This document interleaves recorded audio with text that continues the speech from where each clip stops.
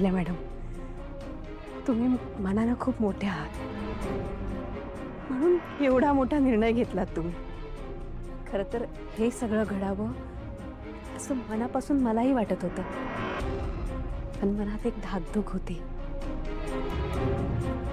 की हे सगळं कसं घडेल आणि हे जे घडतंय त्यावर तुमचा प्रतिसाद काय असेल.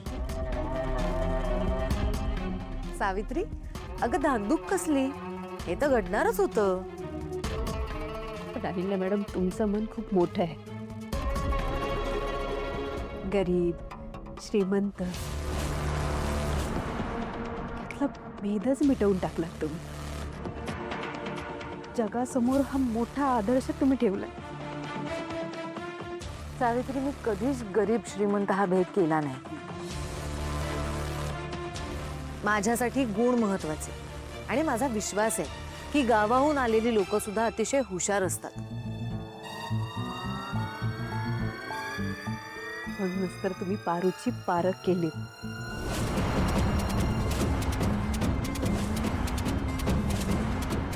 तुमचे उपकार कसे मानावे कळत नाही.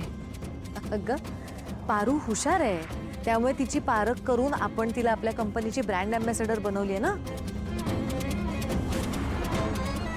हो ना, तुम्ही तिला या कंपनीची ब्रँड अँबॅसेडर केली आणि आता तर तुम्ही तिला या सावित्री आत्या,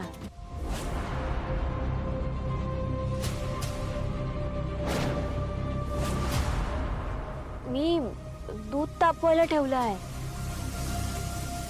तुम्ही मी इकडं निघून आलात वय. अहो, दूध ओतू जाईल ना. अरे देवा. मॅडम, मी आलेच. हा,